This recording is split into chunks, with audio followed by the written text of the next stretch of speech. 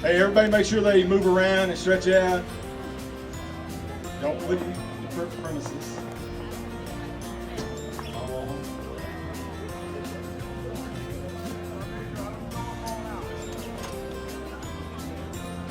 Sing a little bit. Make sure you hydrate.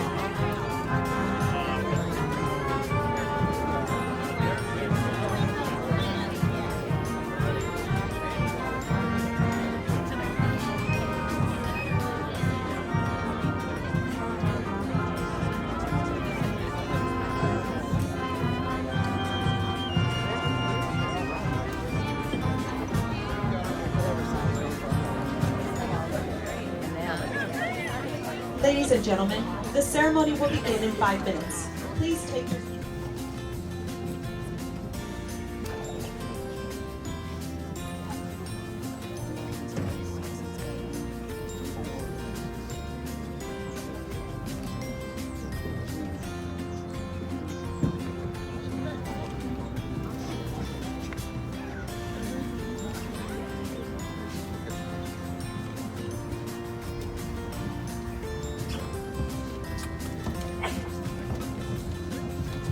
Ladies and gentlemen, on behalf of the 4th Battalion, 133rd Field Artillery Regiment Commander, Lieutenant Colonel Malcolm Warbrick, and Command Sergeant Major Roger Branch, I welcome you to the 4th of the 133rd Field Artillery Regiment departure ceremony.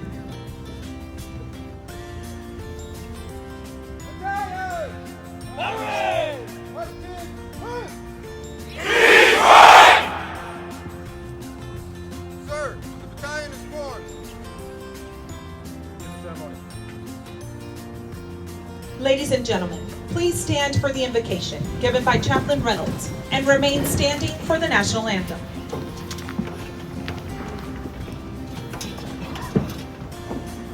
As I pray in my faith tradition, I ask that you join me in yours. Most gracious God, we stand before you today called to serve this great country. We recognize that calling and we answer. But that calling comes at a price. So today I ask for your blessings. I ask for each soldier here the ability to do their job with integrity, expertise, and expediency. For each family and friend, I pray for peace to be their daily companion. And for each community represented, I pray for a network of support to grow within it. Finally, bring us home just as we leave, united under one flag, serving one purpose, to protect all that we love and the freedom to live in that love. God bless the soldiers of the 4th of the 133rd. God bless their families. God bless the great state of Texas. And God bless the USA. Amen.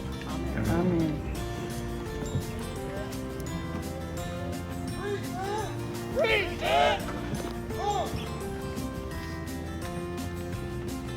Oh, say, can you see by the dawn's early light what so proudly we hailed at the twilight's last gleaming, whose broad stripes and bright stars through the perilous fight o'er the ramparts we watched were so gallantly streaming, and the rockets' red glare, the bombs bursting in air, gave proof through the night that our flag was still there. Oh, say, does that star-spangled banner yet wave o'er the land of the brave and the realm of the brave?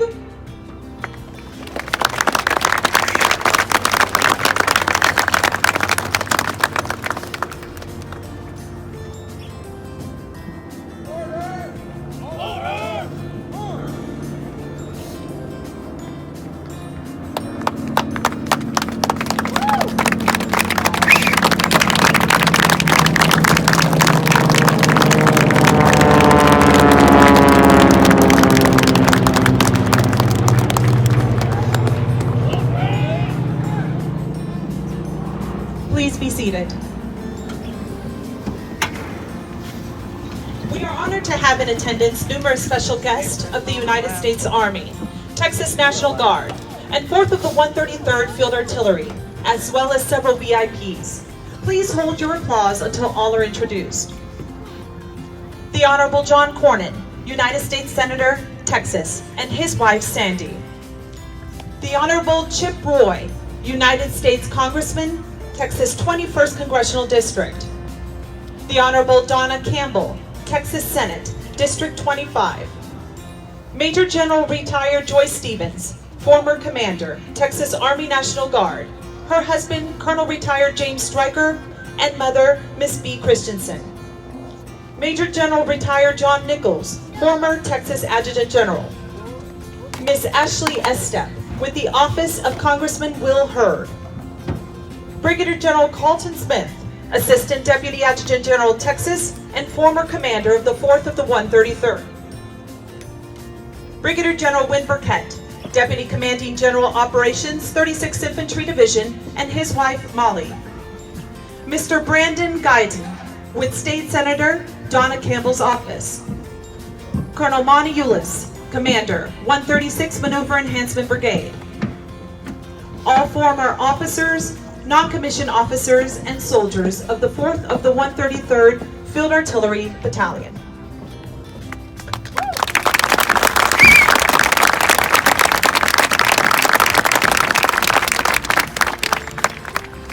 Military service is a family affair. Without you at our backs, we couldn't do what we have to do.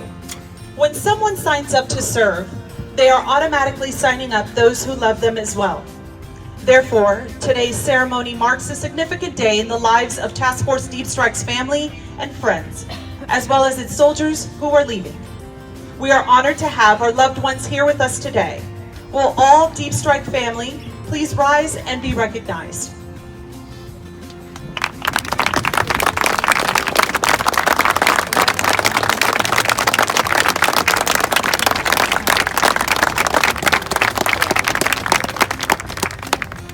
The 4th of the 133rd Field Artillery Regiment was activated in 1959 as a 105 and 155 millimeter composite battalion under the 49th Armored Division. In 1963, the 49th Armored Division was reorganized to the 36th Infantry Division, and the battalion transformed to a pure 105 millimeter towed howitzer weapon system. In 1968, the 36th Infantry Division was deactivated, and the 4th of the 133rd Field Artillery was reassigned to the 36th Infantry Brigade until 1973, when the 49th Armored Division was reactivated and transformed to a 105 millimeter self-propelled system. In 2004, the 49th Armored Division was reorganized into the 36th Infantry Division, and the 4th of the 133rd was transformed back to a 105 millimeter towed battalion until 2008, when it was transformed into a high mobility artillery rocket system HIMARS unit. Since its inception, the 4th of the 133rd has supported numerous federal overseas deployments and state defense support to civil authority missions. Most notable recent events include Hurricanes Katrina, Rita, Maria, Ike, Gustav, and Harvey. Task Force Deep Strike will assume responsibility from 327 Field Artillery Regiment in December of 2019 to provide long-range precision fires in support of operations throughout Central Command's area of operations. Deep Strike.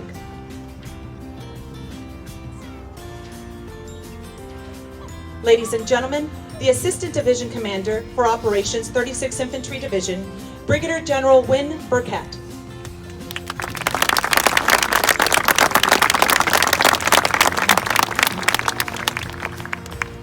Good morning, everyone. What an absolutely beautiful day.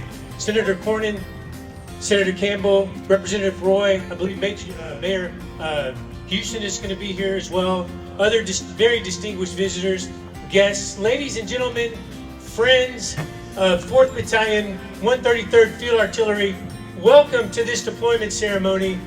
Truly, your presence here today honors our soldiers everywhere, but certainly our soldiers and families here today. So thank you. And before I go any further, Caitlin, that was absolutely beautiful. She sang the national anthem. Wonderful job. Caitlin is a senior here at San Marcos High School, part of the wrestling team, and just absolutely knocked that one out of the park. So as I start my remarks today, I want to say Lieutenant Colonel Warbrick and Command Sergeant Major Branch, a special thank you to you and to all of your soldiers for having Molly and I here to share this experience with all of you today. I truly wish every American could witness a deployment ceremony. What they wouldn't see when they got here is all of the months of preparation that got this formation to this point, got families to this point.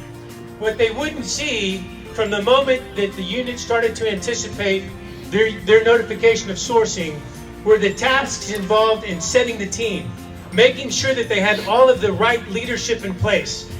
those extended drill weekends that focused on mastering the tasks at the individual soldier level up through the collective level. What they wouldn't see is the additional AT periods. They wouldn't see the additional schooling that was required, the key leader training, numerous exercises to get them to this point. What they wouldn't see is what made every soldier in this formation ready for this moment right now. But what they would see, and it's overwhelming to me, what they would see is they would see the support and the confidence of all of our family members that are here today. Our family members and our employers. And that's what makes it unique when National Guard and the reserves deploy. You have all endured the sacrifices of those long weekends. You've all endured the sacrifices of your service members, your loved ones, and your employers being away as they had to attend that extra training. And over the months ahead, you will all share in those sacrifices as your loved one, as your soldier, as your fellow co-worker is deployed. I truly wish every American could witness a deployment ceremony. What they would also see, and we see it today, is we look out across this formation and we can see the determination and the pride and confidence in the face of every soldier standing before you. They are ready. What you would also see is the veterans that are here, and it's interesting to me that this falls on a Veterans Day weekend, and it's kind of ironic because the confidence that these soldiers have, it is in knowing that they're the best trained, that they're the best equipped, and they're the best led formation possible. They gain confidence through that. But they also gain confidence in the pride and the trust in the soldiers standing next to them. And here on a Veterans Day weekend, we're all reminded that the confidence in wearing this uniform is because we come from a long line of great Americans, soldiers, sailors, airmen, and Marines that have served their nation. What an honor it is to wear this uniform. Absolutely.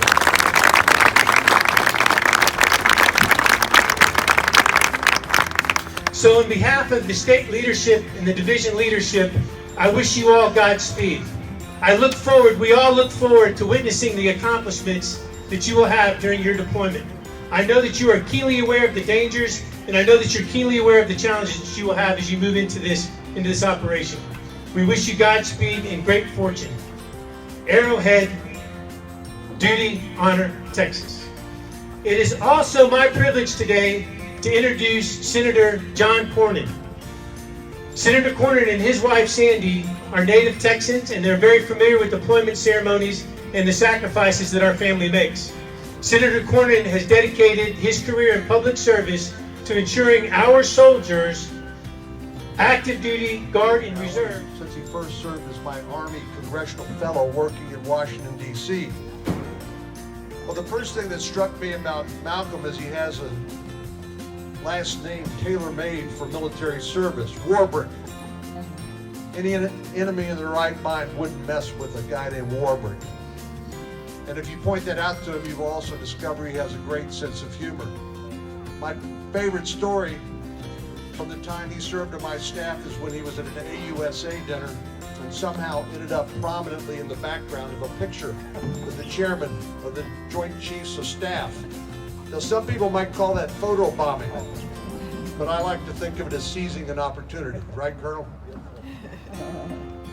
But in all seriousness, it was clear from the start that Malcolm not only wanted to serve his country in uniform, but also learn more about how our system of government operates so he can contribute to the policies that Congress makes as we legislate and serve our nation too. His sound advice on foreign policy challenges, military funding, and Veterans Affairs was indispensable to helping us find ways to strengthen our military, support our service members, and better serve our veterans. Well, there are a couple of things I find so remarkable about this group of Guardsmen and their mission. First of all, almost all of these soldiers are Texans. That alone tells us an awful lot about the great things they're capable of. And second, they'll be supporting one of Texas's finest fighting forces, Lieutenant General Pat White, and his headquarters from 3 Corps just up the road at Fort Hood are currently deployed as a combined joint task force for Operation Inherent Resolve. No doubt they'll be counting on their fellow Texans to deliver rounds on time and on target. They'll play a key role in executing a theater level mission in one of the most important regions of the world, and I have every confidence that they will represent America well. Each deployment ceremony I've been privileged to attend reminds me of the important role Congress has in making sure that you do have the best training, that you do have the best equipment. And of course, as the General said, we know how incredibly well led each of these soldiers is. But it's also important, as I said, just for all the family and friends who come to see and reinforce and encourage and support these service members. I believe we need to continue to invest in our military because that best ensures the peace and provide the funding and resources. This is Congress's job to make sure you can do your job. Whether that means ensuring you have the most advanced equipment on the battlefield or the financial support to adequately help you support your family here at home, I and my colleagues, like Congressman Roy, will continue to do whatever we can to support you in Congress. And while you are confronting our adversaries overseas, I'll continue to make sure we adequately fund our military. It seems like every time we try to cash the peace dividend, there is no peace. And so the only way that keeps America at peace and not at war is because none of our adversaries want to mess with our men and women in uniform or the United States military or the United States government.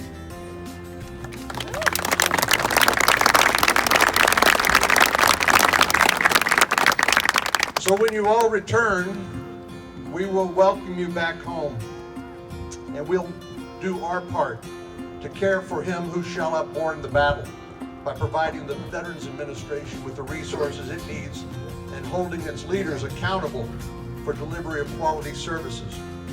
But before I go, I want to thank once again the men and women of the 133rd for your willingness to serve our country.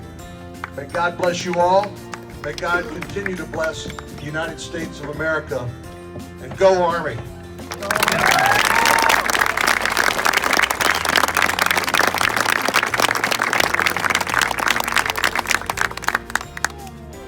Ladies and gentlemen, the commander of the 4th of the 133rd Field Artillery, Lieutenant Colonel Malcolm Warwick.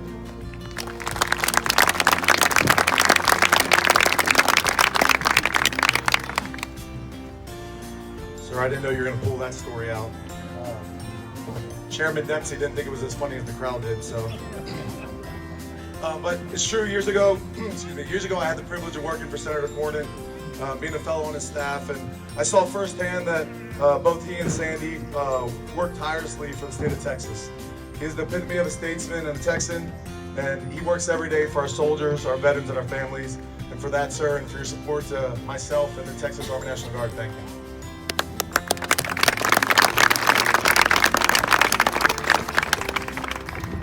Thank you, Representative Roy, Senator Campbell.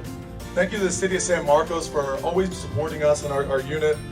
Thank you to General Officers and Sergeant Majors in attendance, General Smith, General Burkett and your wife Molly, Colonel Eulis, Sergeant Major LaMonica, General Nichols, thanks for being here, General Stevens and Colonel Stryker, and B, thank you for being here this morning. Special guests, all the former 4th Battalion Deep Strike soldiers, veterans groups. Specifically, I want to thank some people that helped make today possible.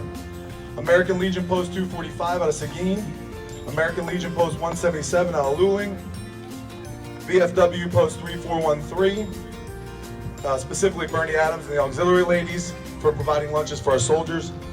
Thank you to McCoy's, thank you to Sage Capital Bank, Tiff Streets, the Kissing Tree, San Marcos Fire, Police Department, thank you for your support. Yeah, give them a round of applause, thanks. Thank you to the FRGs and for the Yellow Ribbon for taking care of and preparing our families to get out the door.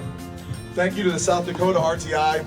You know, General Burkett mentioned, and it might seem odd that I'm thanking the RTI, but you know, about 50 of our soldiers went through training there, and without them, we wouldn't have a full formation today. Thank you to San Marcos High School and Coach Soto for allowing us to use this field. Thank you to the Texas State ROTC for a terrific color guard. Caitlin, it was said, but it's worth saying again, great job, thank you. Thank you to the 36th Infantry Band over there for gracing us with great music. Yeah. The Commemorative Air Force for a wonderful flyover. When they flew over, the general looked back at me and goes, man. And I said, yeah, that's how we do it.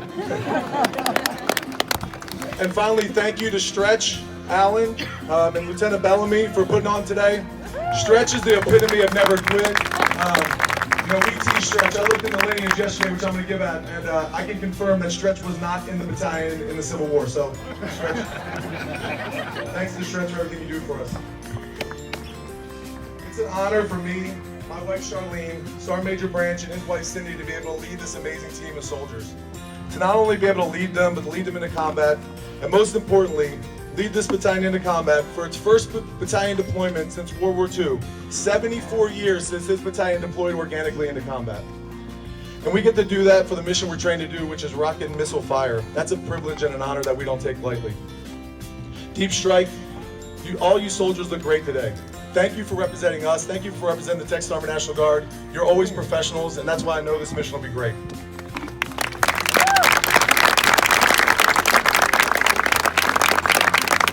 We will all 371 of us will be back before you know it. I'm often asked what we need. While we're gone, we need you to take care of things back home. You being the collective, the continued support of our community, our houses of worship, our friends, and of course our families. More than anything, that's what we need. It's because of your ability to conquer the battles at home that allow us to win the wars overseas. If you do that, then these fine soldiers in front of you will be unhindered to defend our freedoms, win our wars, and do what we do best, which is blow stuff up. God bless Texas, God bless America, Deep Strike.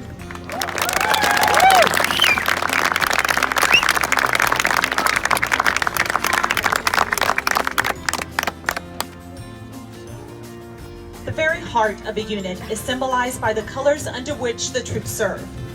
The colors stand as a silent reminder of the past glories and traditions, lend inspiration for present endeavors, and shine like a guiding beacon into the future. The essence of the casing ceremony is an event marked by tradition, honor, respect, and sacrifice. The colors will be uncased when the battalion arrives in theater. Tradition holds that the colors lead the unit into battle, emphasized by the regulation containing instructions to color bearers which states, "When in action, resolve not to part with the colors, but with your life."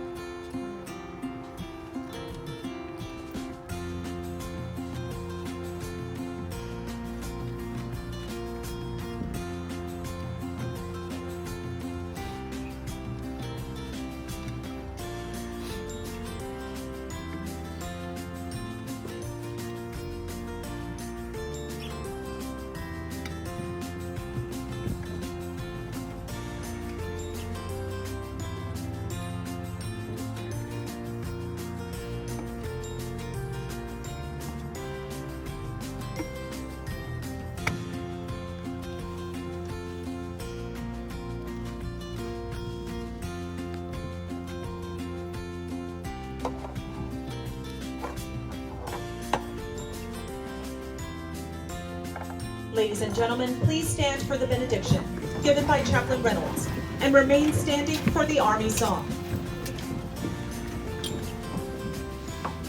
Please receive this blessing. The Lord bless us and keep us. The Lord make his face to shine upon us and be gracious to us. The Lord look upon us with favor and give us his peace. Amen.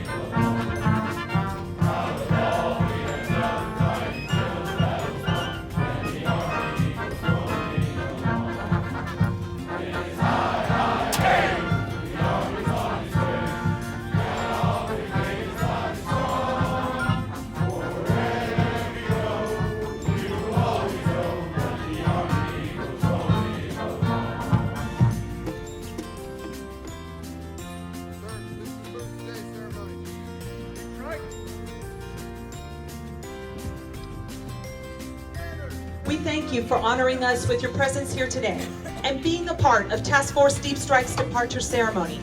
At this time, all family members and friends may join their soldiers on the field.